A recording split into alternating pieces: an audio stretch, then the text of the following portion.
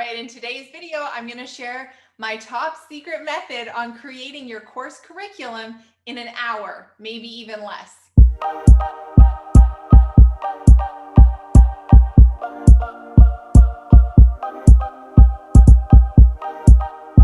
Hey, I'm Gemma Bonham-Carter. I help entrepreneurs create, launch, and scale their online courses so that they can build out their dream business.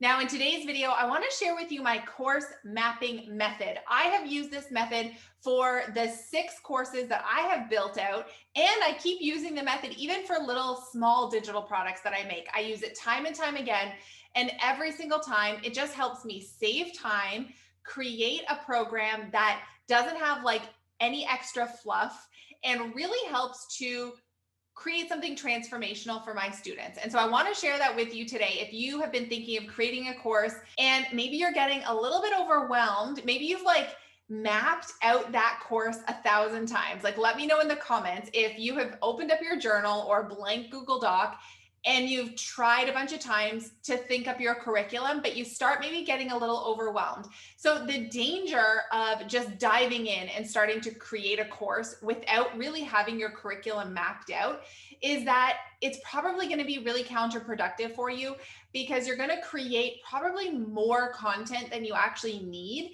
We tend to kind of go overboard, and instead of being really clear about the specific things that our students need to know in order to get that transformation or the results that you're promising in your course, we start to just add in extras. And the more extras we add in, it becomes overwhelming for us as the course creator. It also becomes overwhelming for the student who's trying to take the program, because if it becomes too much, they're never going to get all the way through to the end of the course. And so there's a better way. All right, let's go through the phases of that course map method.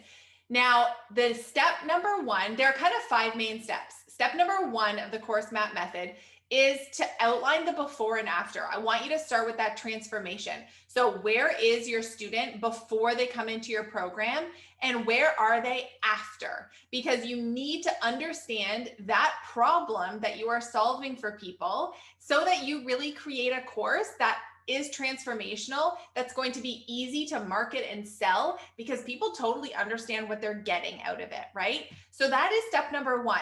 Literally, I want you to write before and after. I want to either do this on a blank piece of paper or open up a Google Doc, and you can even pause this video and we can do it together right now. So who is the student? Where are they? What are their struggles? How are they feeling? How are they acting before they come into your course? And where are they after? What's that transformation? Step number 2 is I now want you to brain dump everything that student needs to know in order to get to the after state. So literally this can be on Post-it notes. I've had students do this before. They write each thing on a Post-it note and then they can put it up on the wall.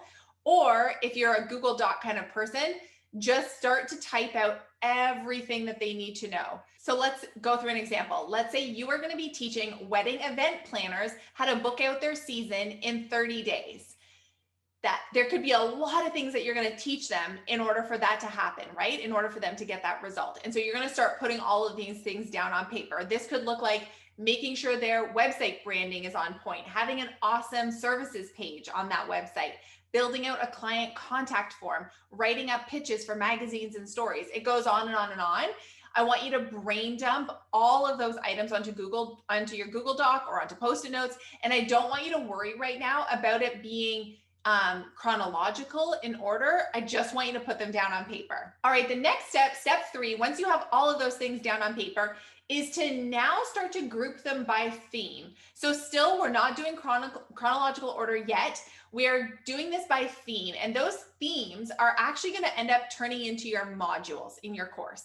And so back to our example with the wedding event planner course, we can see some themes starting to emerge from all of those things that we listed. So there's one theme that's around pitching, because we probably talked about how they can get visible in front of their ideal clients and how to get press and collaborations and all those kinds of things. So they all fit under pitching.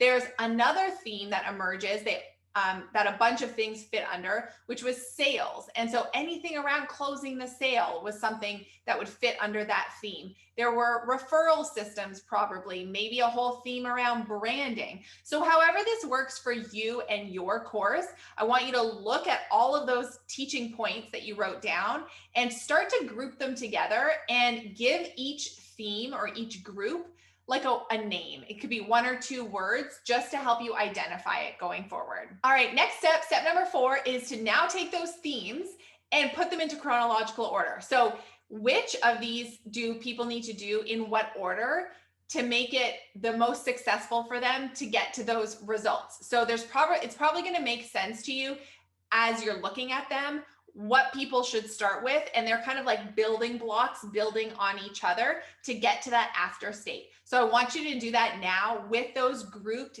themes, is to put them in order. And now the last step number 5, is to look at this now as a course structure. So those groups that you have, those are now your modules. So you can put numbers beside them, module 1, 2, 3, 4, 5, however many you have. And under those modules are your lessons. And those lessons were all of those things that you brain dumped onto the page, right? And so you're gonna put into your Google Doc or onto paper and have all the lessons there, lesson 1, 2, 3, 4, 5, however that looks. So that essentially what you're doing is you're building your map. So when you go to create your course, it's like a to-do list. It's all ready for you to go right there. The other thing that I really like doing at this point is to put a milestone statement at the end of each module. And what I mean by milestone is when someone has gone through, let's say, module 1 and they've completed all those lessons, what is it that they've achieved by the end of that module? And if you can just create this almost as like a sentence that for people, when they get to the end of that module and there's that milestone statement, they can read it to themselves and say, yep, that's me. And then they know that they're ready to move on to module 2. I really like it as a way to reinforce the work that they've just done inside of that module. The other thing I want you to do right now is to look at your modules and lessons and identify what extras need to be there in each module to make it easier and faster for your student to implement. So this could be like downloadable guides or workbooks or checklists. It could be something like templates or swipe files, anything that they might need inside of those modules and lessons to make their experience of your program and course even better. So again, I just want you to type those out or write them out alongside the lessons that they go with, because that way, again, you have this really killer to-do list at the end of this mapping exercise. All right, that was it for creating your course map, the 5 steps. But now that we've done it, I do want you to just take a step back and look at the big picture and ask yourself just a couple of extra questions. So when you look at your map now, ask yourself, does this flow well? Does it feel right? Are my students going to work through this in a way that makes sense? Imagine yourself coming into this course as a student instead of the teacher. Would this make sense to you, right? Ask yourself those questions. You could even have someone else look over your course curriculum at this point to get their point of view on it. I also want you to look at, maybe there are certain lessons that need to be broken up, right? To make them more manageable. Are you looking back on it now and saying like, oh boy, that one lesson, that feels giant, right? Maybe we need to break that into 2 parts, because we do want to make sure that our lessons are pretty manageable. It's better when they're bite-sized because people can go through them more quickly and get that sense of achievement working through things a little bit faster than kind of really bulky giant lessons. I also want you to ask yourself, are the modules reasonably balanced? They don't need to be perfect. They don't all need to have, say, 5 lessons in them, but it would be a bit odd if one module had like 2 lessons and another module had 10 lessons, right? I want you to see overall, do the modules feel relatively similar in terms of size and how long they're going to take your students to get through? And lastly, do you feel excited and aligned with this course map? Because I want you to look at this curriculum now and just be like, I can't wait to make this. It should make you feel so excited, because you're going to need that momentum to like keep it up in terms of your motivation to actually make all of these videos and downloadables and things to get the course out into the world. But I also want you to come at it with a real feeling of excitement, because that's going to translate to your course, and it's going to translate to your students. All right, before we wrap up, I'm just going to say those 5 steps again so that you remember them going forward. Number 1, outline the transformation for your students, before versus after. Number 2, brain dump everything that they need to know in order to get to that after stage. Number 3 is to group all of those things now into themes, which are going to become your modules. Step 4 is to put them into chronological order as they are going to make sense. Step number 5 is to look at the structure and add in any extras that you need to make your course easier and faster and a better experience for students to implement. All right, that's it for me in this video. I have a couple of freebies that I think you're gonna love. The first one is my free masterclass. It's called Course Class. You can head on to the link below to snag your seat. In that class, I am sharing with you exactly how to turn what you know into that online course that is going to stand out and sell out. I'm showing you my method to sell your program first and create it second. It's really important methodology that you need to understand if you're going to create and launch that first course of yours.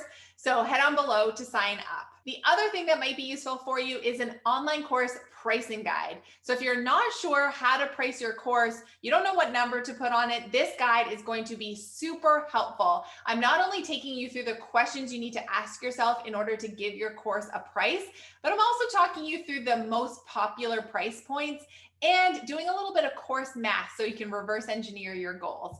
Head on to the link below to grab that one too. All right, I'd love to hear from you in the comments. Let me know if you found this video helpful. Let me know if you're mapping out your course. I want to know if you're a Post-it person or a Google Doc person. Comment below and make sure to hit that subscribe button so you never miss a video. That's it for me. I'll see you in the next one.